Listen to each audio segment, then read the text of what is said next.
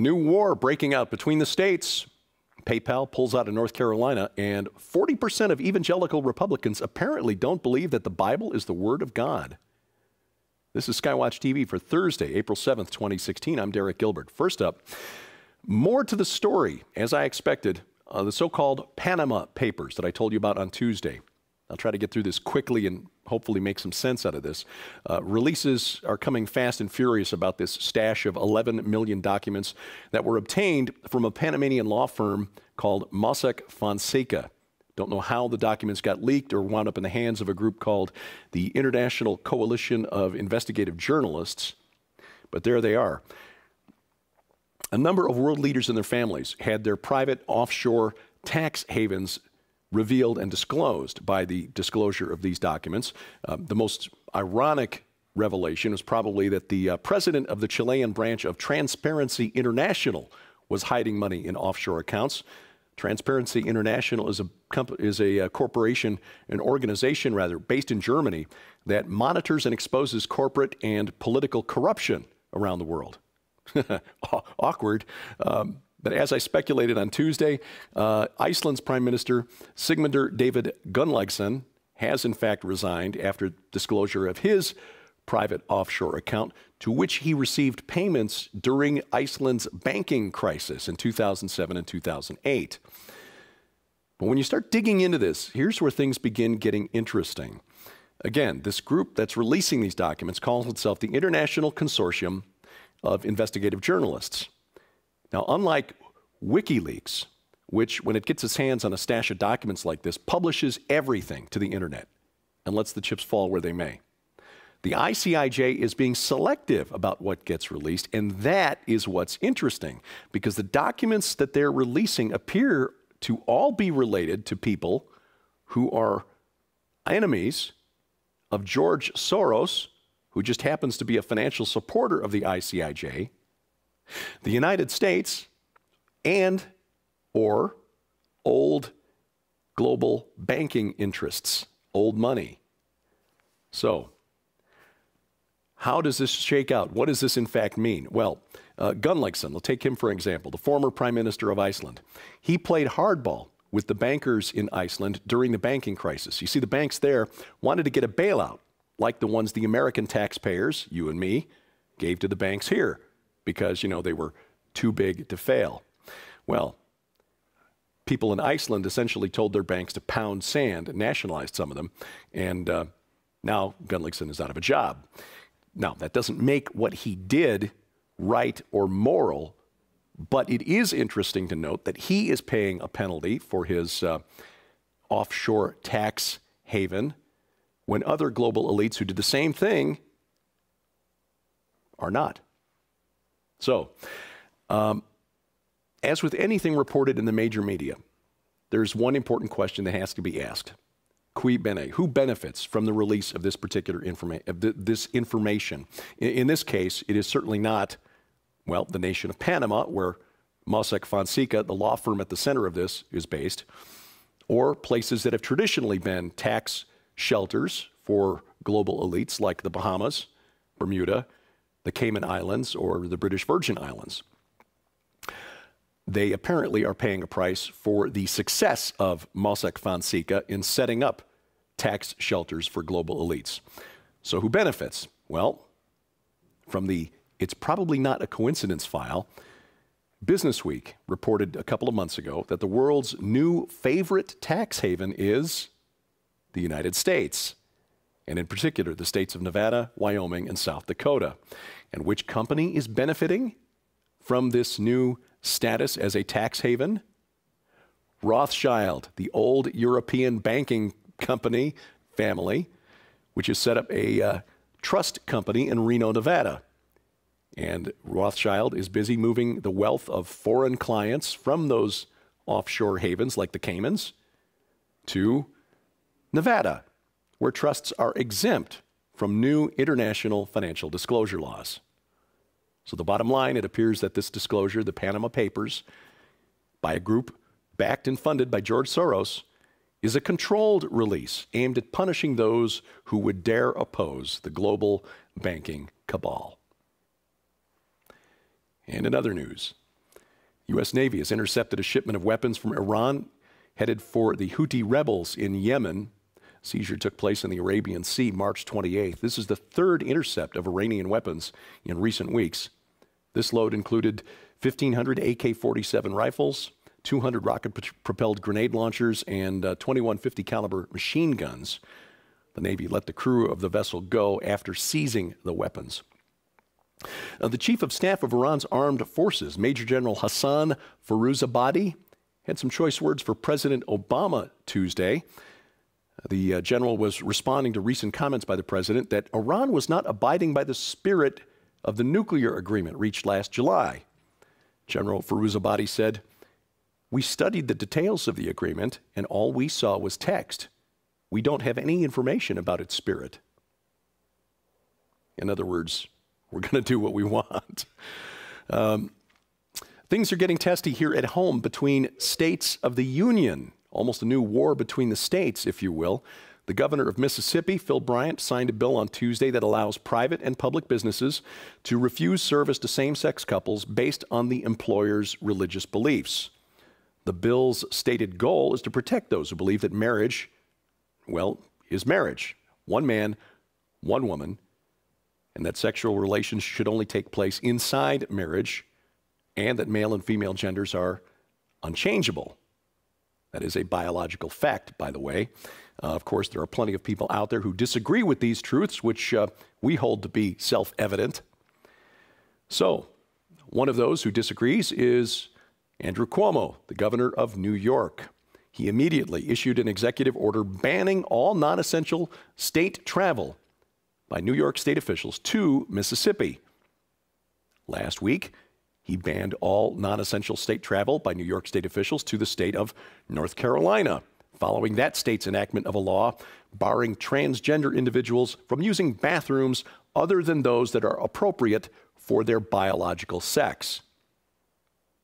PayPal, by the way, the company that facilitates transfer of funds online, it responded to the law in North Carolina by canceling plans to build a new facility in North Carolina. It had planned to open a global operations center in Charlotte, employing about 400 people. Now, PayPal is a known supporter of LGBT rights. It earned a 100% ranking on the Human Rights Campaign Foundation's Corporate Equality Index. Of course, that index only tracks equality as it relates to how people of, LGBT orientation are treated. So, it appears we need to start looking for another way to transfer money through the internet. More victims of the witch hunt against Christian business owners, by the way, from our former stomping grounds. An Illinois couple fined $80,000 last week for refusing to host a same-sex wedding ceremony. Jim and Beth Walder, owners of the Timber Creek Bed and Breakfast near Paxton, Illinois, a town I'm familiar with, cute little, very historic downtown area. They were fined by the state's Human Rights Commission last week, ordered to pay $15,000 apiece for emotional distress to the two men who filed the complaint, plus $50,000 in their attorney's fees and court costs. Jim Walder issued a statement, said that his bed and breakfast will not host same-sex weddings or civil union ceremonies regardless of the ruling, adding in his statement that it appears religious freedom does not exist within the Illinois Religious Freedom and Civil Union Act or the Illinois Religious Freedom and Marriage Fairness Act. And interestingly, Illinois would be one of the states targeted by a bill currently being considered by the state assembly in California. A lawmaker there proposed using the state and state officials as a weapon against those who dare oppose the LGBT agenda. State Assembly member Evan Lowe introduced a bill in February that would ban travel by California state employees to any state that has a religious liberty bill considered discriminatory against LGBTs. Apparently, Mr. Lowe hadn't thought through the wording of his bill all the way. The bill is being revised to accommodate some powerful state officials who say that the bill as written would prevent them from conducting essential state business. And there are 21 states, including Illinois, with versions of the Religious Freedom Restoration Act on their books. So in addition to making it impossible for state officials to travel to states like Illinois, Florida, Pennsylvania, Texas, Virginia, to conduct state business, The bill could potentially prevent sports teams from the University of California, USC, UCLA, from traveling to any of those states to participate in sporting events, football, basketball, sports programs that bring millions of dollars in revenue into the state university system in California. See Arizona, Texas, Florida, Virginia, Nebraska, Tennessee, et cetera, et cetera. So the bill is being revised and still in consideration in the state assembly. As it has been revised, it would now only apply to those states that passed a Religious Freedom Restoration Act after June of 2015. So would thus be limited to Indiana, Arkansas, North Carolina, and Mississippi. Now, Assemblyman Lowe has also sponsored another bill, also working its way through the state assembly, that would cut off Cal Grant, that student aid to private colleges and university students, especially those attending religious institutions that are deemed not LGBT friendly. Lowe said that there is no room for discrimination of any kind in California and will certainly not be tolerated beyond our borders. In other words, intending to use California's economic importance to the rest of the nation to tell us in flyover land how then we should live. Of course, discrimination doesn't count if you are one of those religious types who tends to believe in a biblical definition of marriage, gender, or morality. In Colorado, apparently the indoctrination starts early. A 4-year-old was kicked out of a preschool in Denver after her mother questioned the curriculum there, openly promoting homosexual behavior and transgenderism. The mother wanted her child to opt out of classroom discussions on sexuality, same-sex relations, and gender issues. Again, remember, 4 years old, at the Montview Community Preschool and Kindergarten, a private school in Denver. She was told that the discussions were part of the school's anti-bias curriculum, and because the discussions were embedded throughout the school day, opting out was not an option. So the mother had a conversation with the school's principal, and 2 days later, her daughter came home with a note saying that this was her daughter's last day at the school because not a good fit. New research indicates that nearly 4 in 10 Republican voters who call themselves born again or evangelical don't believe the Bible is the literal Word of God. This is based on an analysis by the Pew Research Center. Some analysts looking at this research question whether people telling exit pollsters at state primaries that they are born again or evangelical are really evangelicals at all. I mean, it would seem that if you don't accept that the Bible is literally the Word of God, borrowing a phrase from the movie Princess Bride, you keep using that word, I do not think it means what you think it means. I want to let you know that Nita Horn's inspiring new biography, No Fences, is now available for pre-order. We've been talking about this for some time on SkyWatch TV. And when you order a copy of the book, No Fences, which, by the way, keep facial tissue on hand when you're reading the book. It is very emotional and very inspiring. You'll also receive a free journal so you can begin recording your own story. Leave a legacy for your children and grandchildren about the challenges and that you've encountered and overcome with the help of God, the things that God has done in your life. A free journal, $20 value, plus a plastic pony. And you'll have to read the biography, No Fences, to find out what the plastic pony is all about. Details on that and how you can be published and tell your story to the rest of the world. You'll find that posted at skywatchtv.com. We are expanding our program offerings online and on our SkyWatch TV channel at Roku. If you haven't yet, check out Into the Multiverse, a look each week at the very fabric of reality, the fabric of creation itself, hosted by Josh Peck and Christina Peck. And of course, Sci Friday with my best friend and wife, just referred to around here as the smart one, Sharon K. Gilbert. That is also online at our SkyWatch TV channel on Roku. And you'll find exclusive web content at the SkyWatch TV channel on YouTube. There are interviews that we've done over the past year that we just could not fit into our broadcast television schedule, and so we've decided to make those available to you online. You'll find a link at skywatchtv.com to our official YouTube channel, and don't forget while you're there to click the button to subscribe to our YouTube channel. You'll be notified every time we post a new program.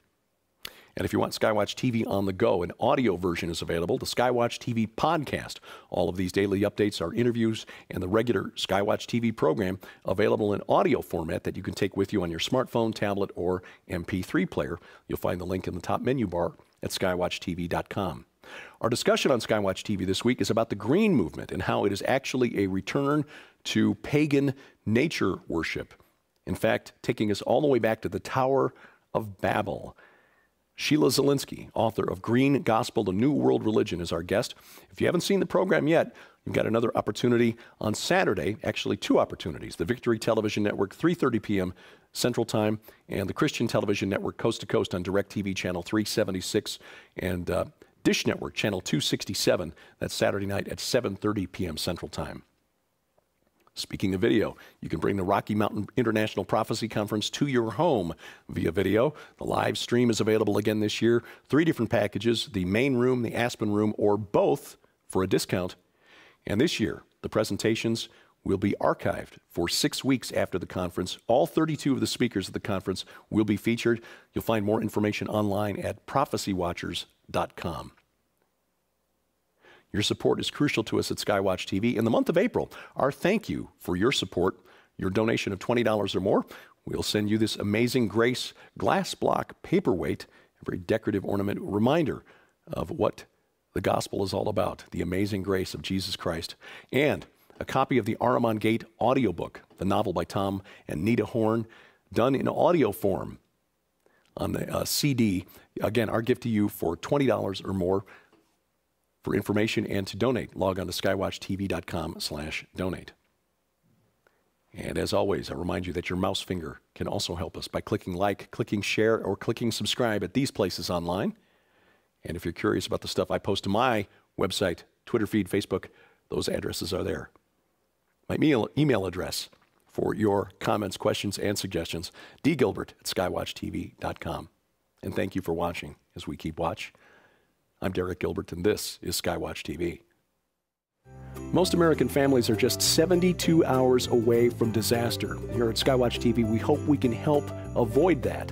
I have been given permission to tell about this massive deal. There's one packet where you get one of each of these, breakfast and entree buckets, and again, 25 years shelf life. With that, you will get 15 of these Wise Fire packets. You'll get one of this water bottle. It will filter 99.9% of the impurities out of your water. Also, you will get for free this awesome auto kit. Now, there's another package. There are 2 more packages. The second package, you get 3 of each bucket. You pay for those, and you get the auto kit free, you get the Wise Fire free, and you get 2 of these bottles. There's a third deal.